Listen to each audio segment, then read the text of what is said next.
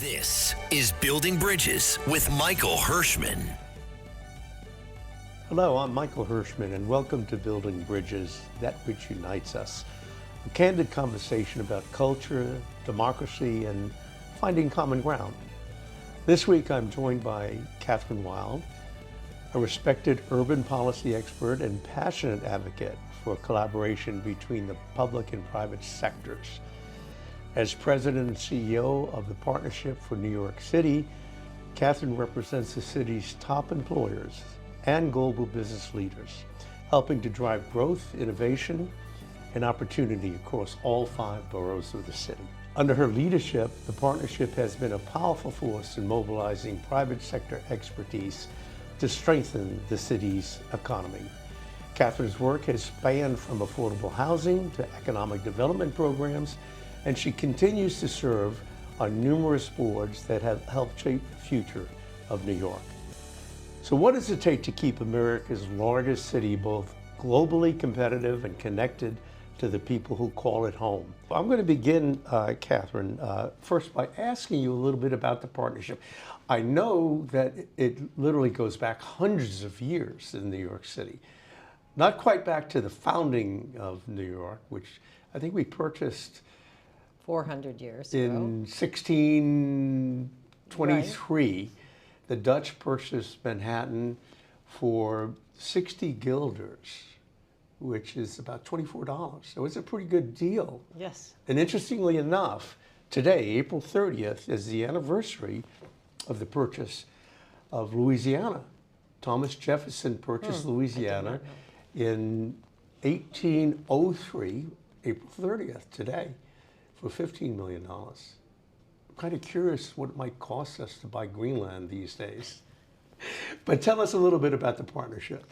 So the partnership is an organization that was started originally by David Rockefeller at the end of the 70s, after the city almost went bankrupt in the mid-70s.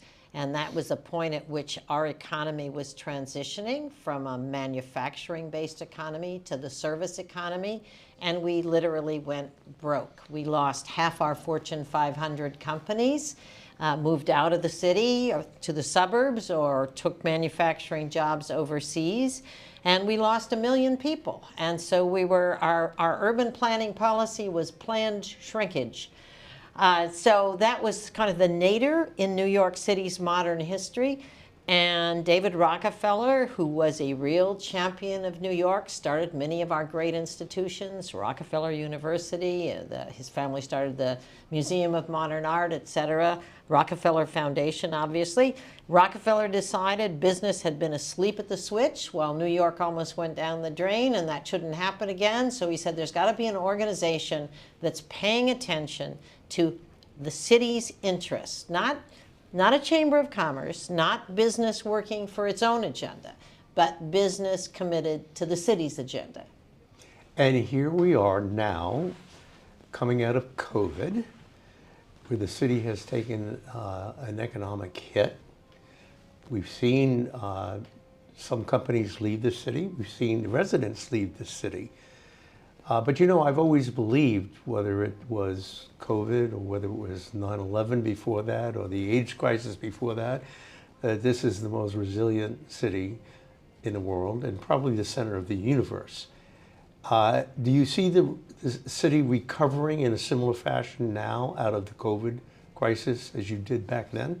Well, I totally agree with you that COVID was a huge challenge. We were, a dense urban environment was the most dangerous place to be, because there were lots of people lots of international traffic, and we really suffered. We lost 40,000 lives from the city residents during the pandemic.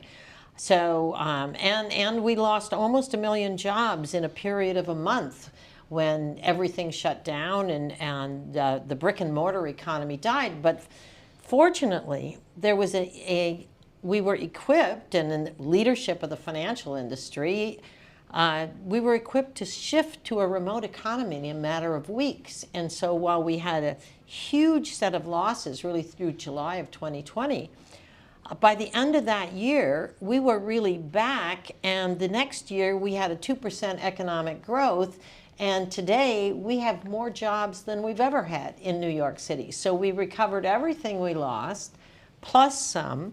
Our economy last year grew 3.7%. We're now a $1.1 trillion economy. We're the second largest city economy in the world after Tokyo. So New York, as usual, as you mentioned before, from every crisis we spring back. And indeed, during COVID, we saw a work from home movement, not only in New York City, but of course the country. And the world. And the world. But it at least occurs to me that the folks are back at work in New York City, aren't they? We are about 76% of where we were pre-COVID in terms of people in the office on the average day. And mostly that's because it's forget about Fridays. But most days we have people back in the office, better than any other city around, I'll tell you. The other cities have a much lower return to office rate. And we've gone from about pre-COVID, we had remote work jobs were about 2% of the economy. Today, fully remote jobs are about 8% of the New York economy. So it's not even 10%. It's a relatively small quotient. The biggest problem we had was getting young people back to work, because many of them were hired during the pandemic or shortly thereafter, and they really hadn't experienced the benefits of the office culture, teamwork, mentoring, the boss noticing who's doing a good job.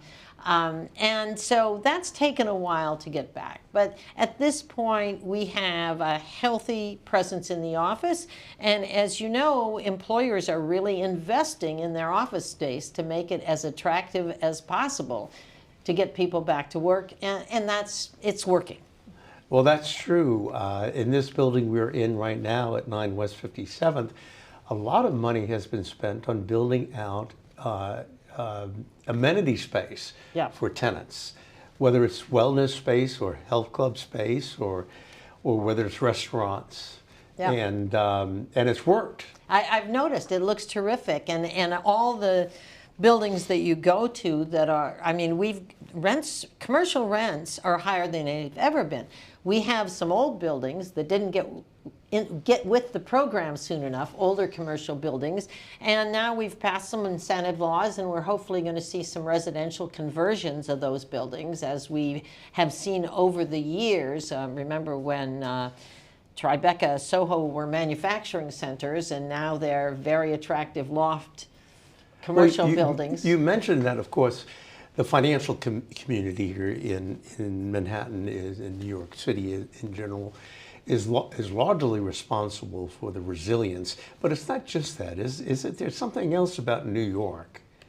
I think one thing that's interesting to note is in the last 4 years, we have attracted 500,000 young college graduates to the city as new residents of the city. We are the #1 destination in the country for college graduates and college students.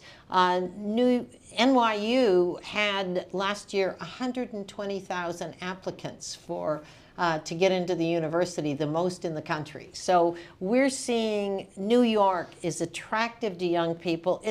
The financial industry is attractive to startup companies because they're the first adopters of new technology. So that really drove our last 20 years, where we've really taken from California the leadership in much of the tech startup sector. We're #2 to San Francisco area in terms of tech startups here. So we've got that going on. But the financial industry is important, but then it's the cultural industry, the entertainment industry, the music. All those things are attractive to people, and even though we thought, particularly after the pandemic, people won't want to live in dense urban centers anymore. They can work from anywhere. Technology has made this possible. In fact, technology has powered a whole new generation of activity in the city. So I think, we went from the manufacturing to the service economy in the 70s. Today, we're going from the service economy to the digital economy, and New York is once again in the lead. Is it true that if you can make it here, you can make it anywhere? I certainly think so. It's So you work with big business, and of course you work with government. And trust in business and government has been declining in this country. How do you deal with that, particularly when you talk to the corporate CEOs that you work with about public trust and social responsibility? What is your advice to them? Well, our members are, by definition, they're people who care about these issues. So I wouldn't say that I have much to teach them.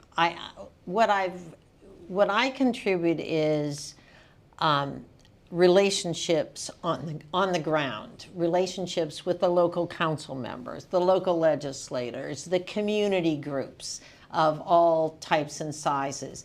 New York is a city of neighborhoods, and that's part of what makes it attractive, is that we speak 220 languages. We've got we've got every kind of food the world has to offer right here within the 5 boroughs. We've got all these communities, cultural communities.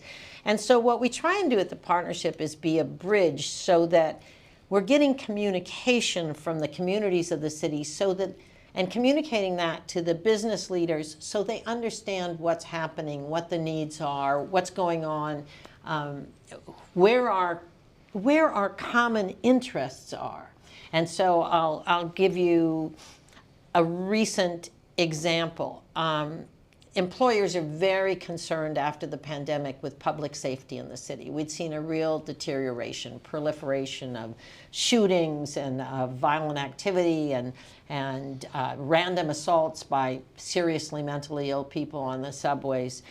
And as we started to have conversations, we found that communities in the city were concerned about exactly the same issues that employers were, because their employees were being attacked on the subways. One of the companies right after the pandemic, a senior worker at Deloitte was pushed in front of a subway in Times Square station. It was terrible, and there have been too many incidents like that, of tragic incidents, and so we had to work together where the business community and the communities of the city and groups that represent victims of crime and victims of domestic violence all came together and supported what Governor Hochul just led in getting the city to change some of our laws that needed to be fixed so that the district attorneys and the police had the authority and the backing they needed to be able to deal with some of this violence and to get mentally ill people into treatment and hospitalization. So we play kind of a bridge to bring together these diverse parts of New York City, from community through the corporate CEO offices, to bring them together and say, we have a common interest in an issue that the politicians are often late to pick up on. How do we work together to fix this? And we just got that accomplished with the governor and the legislative leaders in the last couple weeks. So it's a good example of why we have to have these connections. And it is a social responsibility commitment on the part of the CEOs.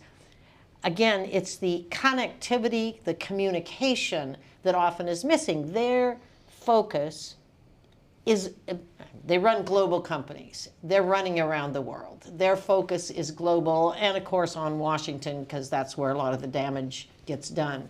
So we provide them with an understanding of what's happening on the ground in New York City, in all our communities, and they respond to that. I mean, Mike Bloomberg, before he ran for mayor, he was one of our members, and he was learning about the city, and it got him excited about becoming mayor. So one of the problems that you've just described that is of concern to big corporations in the city, or any corporations in the city, public safety, what other issues or problems do they have which they discuss with you and ask you to intervene on their behalf on?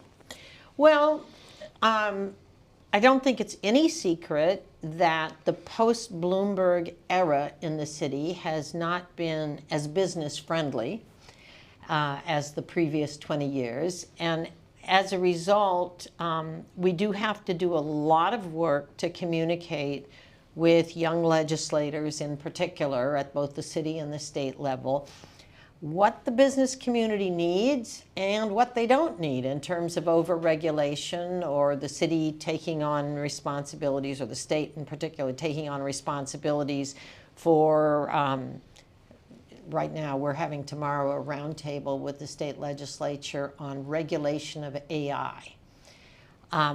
That's something the federal government has struggled with figuring how to address. We all know that there are risks associated with AI. I don't think any of us pretend to understand completely what those risks are or what's the best way to deal with them. We want New York to stay at the front of the innovation economy and be where companies want to come and start a business.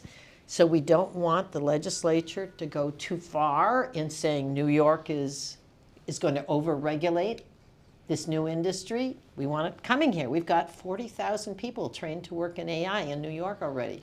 Over 2,000 AI companies are based here. So that's a new industry for us that we want to support. So we're having a roundtable tomorrow with the young legislator who chairs the technology committee in the state Senate to talk about her legislation and what she can do constructively to help make sure we stay at the forefront of this new technology, and what would be harmful if we go too far and discourage young companies from building a business here.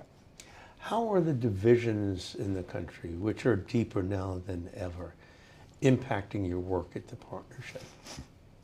Well, they represent a serious issue because, in particular, the divisions over immigration and migrants, and are they dangerous felons or are they the next generation of CEOs of new companies? You know, so for New York, our population has always grown through immigration, and we have a particular culture of tolerance that you referenced earlier, the birth of New York 400 years ago by the Dutch. Well, the Dutch were coming out of the Renaissance movement. They were very much supported freedom of religion, tolerance of other people's views, and they were a very commercial culture. It's about business. It's, you know, I don't care what your political opinion is, let's do business together. And that's a culture that New York has uniquely adapted, and it's really defined American capitalism in many ways. That, you know, let's be practical, let's not be ideological, let's get the job done. Whatever you think, you know, freedom of expression, et cetera. So we very much want to keep that culture because that's what's made New York great. That's what's made us resilient. There's a great book about this called Island at the Center of the World, written by Russell Shorto, who's now a scholar at the New York Historical. And it really, it's a nonfiction book. It's about the history, the 40 years that the Dutch ran New York and how they drove our culture into one that is really one freedom of expression, freedom of opportunity, economic activity, and all that has stayed with us over the years, and we want to make sure it stays that way. And you spoke about New York being the financial center and in many ways cultural center. It's not just important to this country, but isn't New York very important to many countries, Western countries, as well as Southern Hemisphere countries? Absolutely. We are the gateway to America and to American business, as well as the financial capital. And yes, we are absolutely critical in terms of global relationships. I was just looking at a retrospective on our commercial courts, which we have. We settle the litigation of the world here, business litigation in our commercial courts. Just as an example, we have unique expertise, unique capacity. We've got all the major global law firms are based here. We have so much. The big four accounting firms are all based here. We are the leaders in real estate internationally, as well as financial services, as well as media and design, et cetera. So, and now technology, fintech. New York is a global center, and it has always been welcoming to people around the world. So going back to, your original question was about the divisions in this country. And I think the biggest challenge we have in New York, and that we have to remind the country, is that immigrants are good for America. They've built America, and we want to keep that culture going. And we, when we've got a small number of people that come over here and commit crimes, we got to deal with that, no question about it.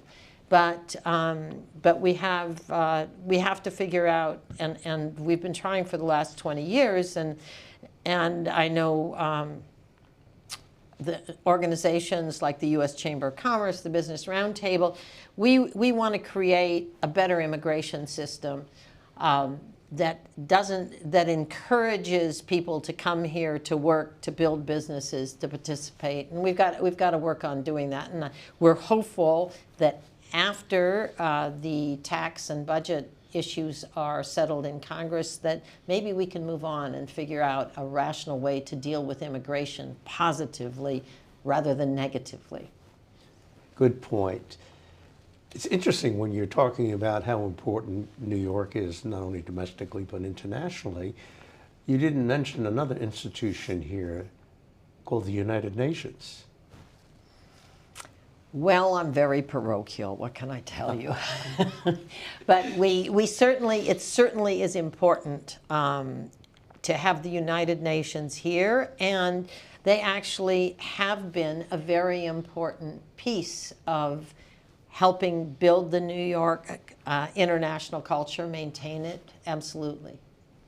So it'll be interesting to see as the new administration continues to make changes here, how that's going to impact not only New York, but organizations like the United Nations. It's been a little chaotic, perhaps an understatement. Just a little. Perhaps an understatement over the last 100 days. And it's left a lot of people, businesses as well as individuals, feeling a bit insecure as to the future. Yes. For those of us who have known President Trump over the years, I think we're confident that he will, if things are going the wrong direction, he will shift gears. He's always been as resilient as the city that bore him. So I'm confident that we'll get out of this. The tariff situation in particular has upset a lot of particularly small businesses. New York has suffered a lot from the tiffs, if you will call it, with Canada. We depend very much on Canadian tourists and business relationships, and that's been cut off. I was at an event the other night at the Museum of Natural History, and they were saying how they really miss the Canadian tourists. That it's a serious issue, and obviously the Chinese tourists, which had fallen off a bit before, but again, they're big spenders when they come to New York. So we're very concerned about making sure that we don't turn efforts to build our economy into trade wars, et cetera, with the rest of the world. And Donald Trump indeed is a New Yorker. Born and raised in Queens, came up through the real estate industry. New Yorkers are not necessarily known for being subtle. And of course, he exhibits that characteristic. What are the characteristics that New Yorkers have that make them different? Well, I do think, I grew up in the Midwest. I came to New York at 19 years of age to work in a day camp in Brooklyn in a church basement. So, but I grew up in the Midwest, and I call it the homogenized Midwest. And I mentioned before, in New York, people uniquely hang on to their cultural identities. And so it makes the city so exciting. I remember calling my dad and saying, Dad, I met Italians and Puerto Ricans. He said, Kathy, you grew up with Italians and Puerto Ricans. They just didn't identify as such. And even though it wasn't a cultural phenomenon in the Midwest. So I think that's one thing in New York, that people are used to being with a diverse group of people, and that's what makes it exciting and fun. And whether it's the restaurants or the theater or the music or whatever, it makes it fun. New Yorkers are very direct, as you mentioned, and I've tried to do business other places, doing housing consulting and some other work, and I've found that people tend to tell you what you want to hear rather than what you need to hear. In other places, in New York, it's a great place to do business, because you basically you get the bad news first. So I think those are all qualities that are very positive. As I mentioned before, the tolerance for different points of view, I think, is important. And we've always had, until recently, and we've had a little diversion from some of the politics in the last years, we've always had a very pragmatic approach to solving problems. I give you an example. When we had the financial crisis and we had Occupy Wall Street, the AFL-CIO in Washington called up the local labor leaders and said, we want you to join us in a march down Broadway where we're going to protest the financial industry and what they've done. And the New York labor leaders said, no way, this is our cash cow. We're protecting them. We're not marching against Wall Street. We're not marching against the financial industry. That's the kind of pragmatism we had. It wasn't ideological, political, you're on the bad guys, I'm on the good guys. It was, what can we do together to make sure we all prosper in New York? And that spirit has been threatened in the last few years. I think there was a reaction against the Bloomberg administration. Mike was the first businessman mayor in over 100 years in New York, and I think a lot of the politicians thought business got too much power. We went kind of the other direction, far left, with de Blasio and company. And decisions started to be made on a much more ideological than practical. We all sit around a table and work things out. Fortunately, I think we're back to understanding that our success as a city is everybody working together, and that there's no bad guy. It's it's international and national, local forces make us have some difficult decisions, but we got to come up with what works for everybody. I know you have been passionate about promoting affordable housing. Mm-hmm. How do we accomplish that in this city? It seems to be so difficult, easy to speak about, easy to think about, but very difficult to do. Agreed. Well, I think one thing we have to recognize is that 20% of the New York City population has incomes below the federal poverty level and cannot and have to be subsidized, basically.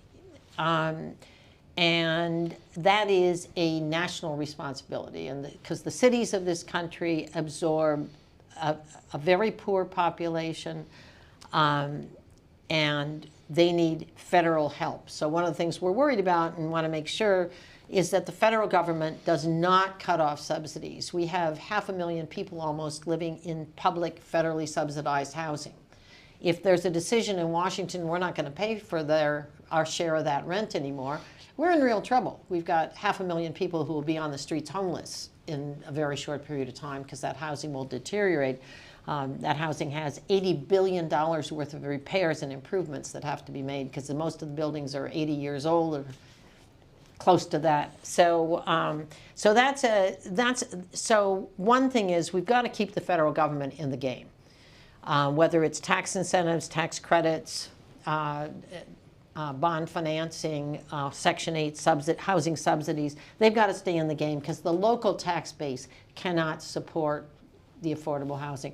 Number two, we have to get government out of the way when it comes, and we've recently done a couple of big things in terms of passing laws that have updated the zoning code for the first time since 1961, where we're allowing projects to go forward as of right without going through a huge years of government process. The biggest cost of building housing in New York is time. The carrying cost that it takes so long to get anything done. So we've got to speed things up, and I'm on the City Charter Commission City Charter Revision Commission right now that's been appointed, and this is one of the big things we're looking at, is how can we speed things up, speed development up,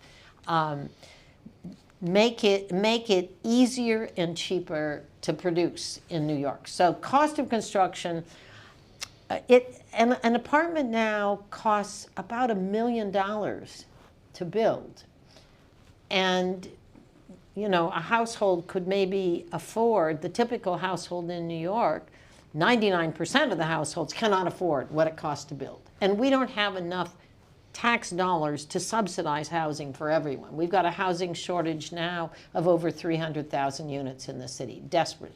Our vacancy rate is the lowest it's been in my memory at 1.4%. So we definitely have to build more housing, which means government has to get out of the way on the one hand. On the other hand, where assistance is needed, they're going to have to provide it at all levels of government, federal, state, and city.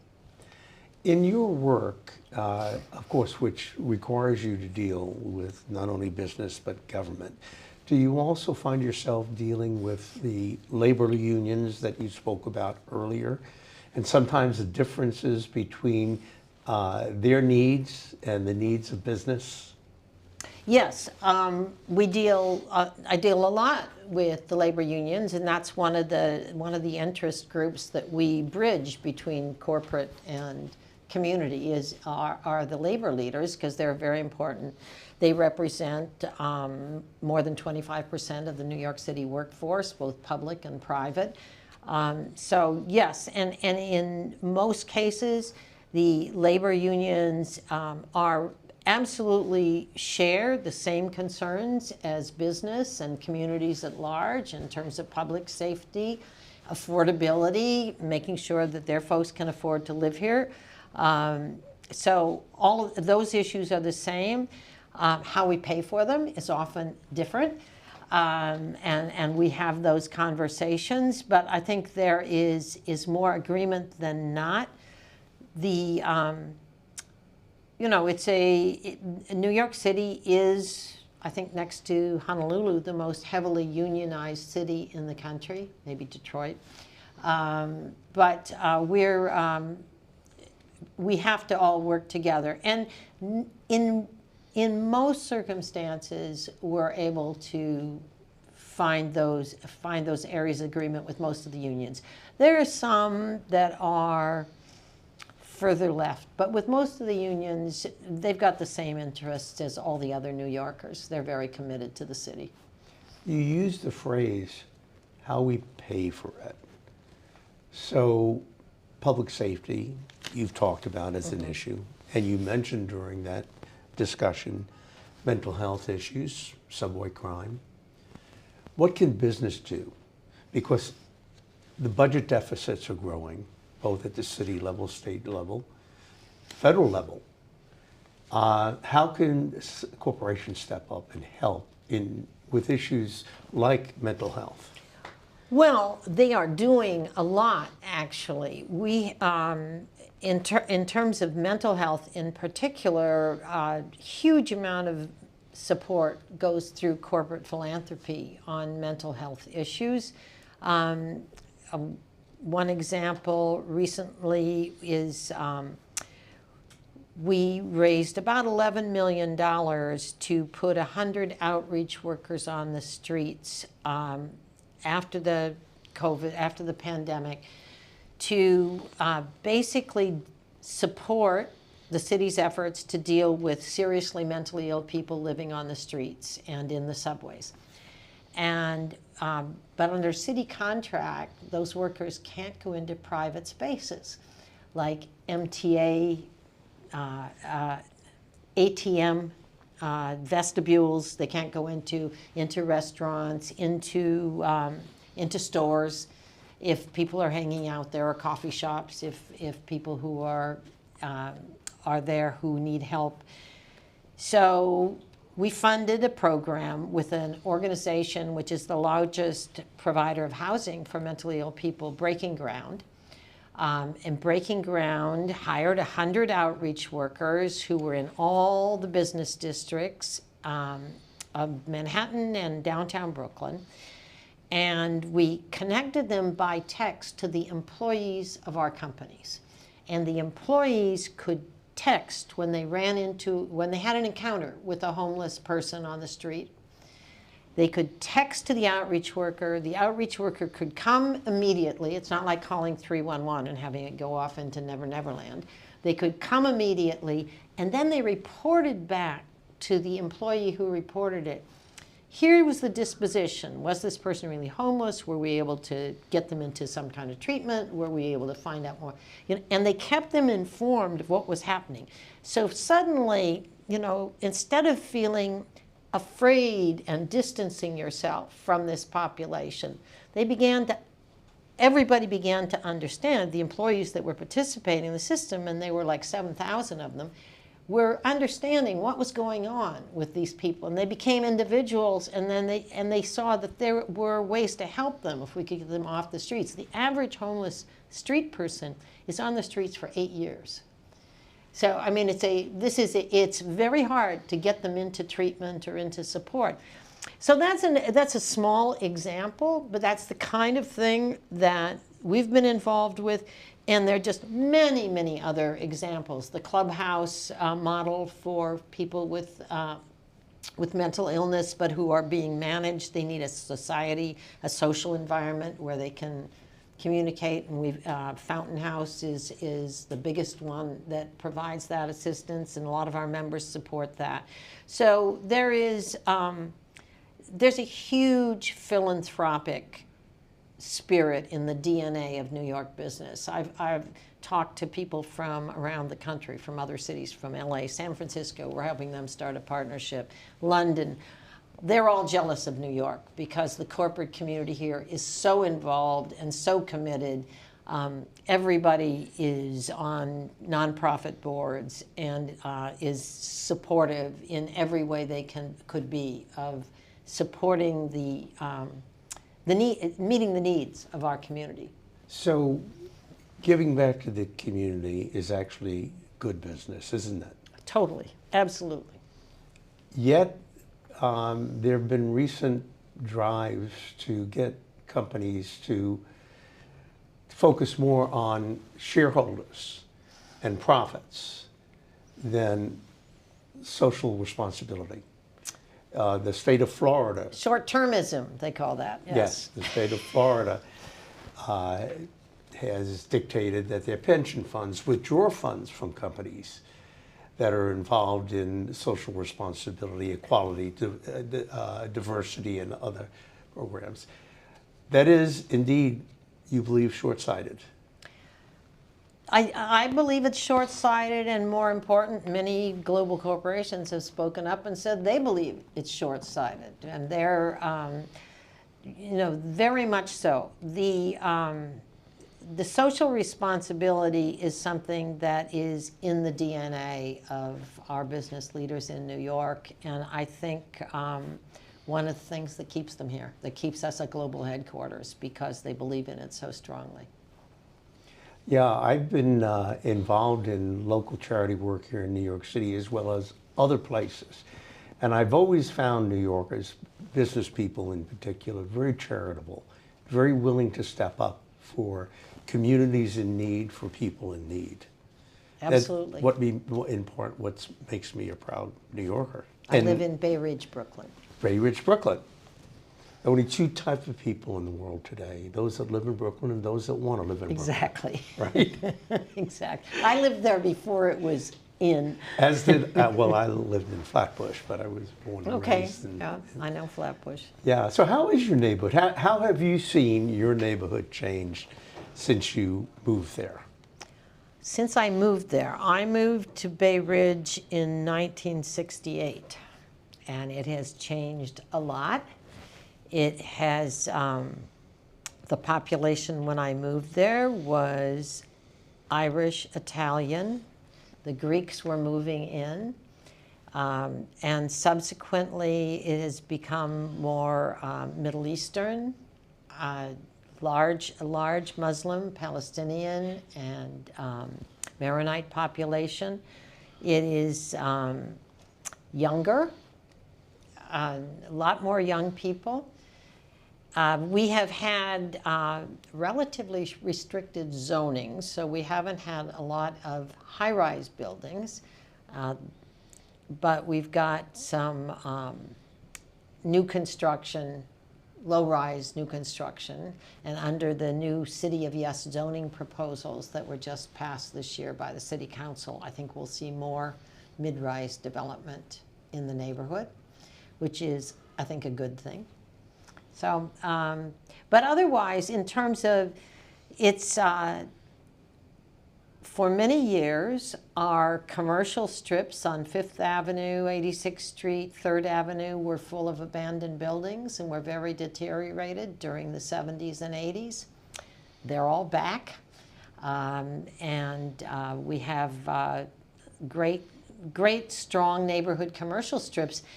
And one of the silver linings of the pandemic and the remote work is that it really has re-energized neighborhood shopping strips throughout the city and our suburbs. So I think that it has diversified our economy. You know, in the last 5 years, the fastest growing economy in the city has been Brooklyn. Number 2 is Queens. Faster than Manhattan, more jobs, more new business formation. So we've got a lot going on. Well, I expect you've seen the rents changed a good bit since you first moved there. I moved into a basement apartment at $85 a month on Battery Avenue. So yes, the rents have changed a lot since we got there. And that's the downside, and that's the big challenge New York faces today, the affordability challenge, and the fact that the average rent in the city is around $4,000 a month. And I certainly could never have afforded that. And I think that that's a real challenge. Employers now see that as the biggest challenge of attracting talent to the city, is will they be able to afford to live here? And, you know, kids double up, but when they want to get married and start a family, that doesn't work anymore. So we've got a big challenge on affordability that we're going to have to deal with. But it's interesting that you still live in that neighborhood, and you have for all these years, because you work in Manhattan. I do. And sometimes the transit system or the traffic, depending on whether you take the train or drive with the bus, can be difficult to predict. Well, I also live very near a ferry stop, so the 69th okay. Street Pier. So I've got many choices of how I get to work. But but Bay Ridge is a great community. I think it's an example of the neighborhoods in the city that have changed, but have also kept a continuity with New York's values. So I like Bay Ridge. You're originally, if my memory serves me correct, from Madison, Wisconsin? Wisconsin. You still have family there? I do in Milwaukee, not in Madison. In no. Milwaukee, and do they think you're weird? Oh, all my nieces have come and lived with me here, and I've got a grandniece coming for a summer internship. No, they love New York. They would love to be here. And New York is a very special place. I've been privileged to spend my professional life here, and I'm grateful for all it has done for me and for others. I mean, when I moved to New York, I literally knew no one, and I didn't go to college here, and I fell in love with the city because every minute was exciting and fun. So you were an adventurer. Are you one of the first in your family that left the warmth of Madison and fled to the big city? I am the first in my family to be a New Yorker, yes. At least since the 17th century.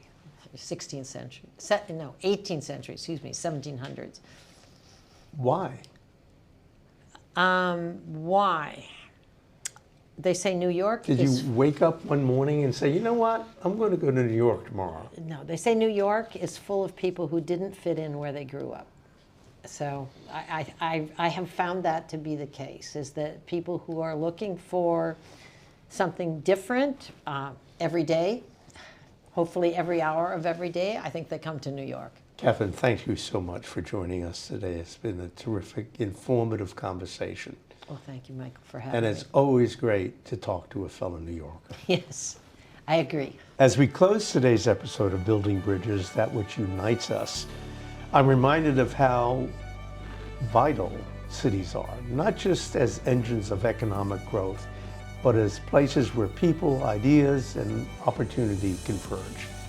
By strengthening the ties between the private and the public sector, we can build a future that's both dynamic and equitable. A special thank you to Kathryn Wylde for joining me, and to all of you for tuning in. With every conversation, we have a chance to build bridges that unite us. This is Building Bridges with Michael Hershman.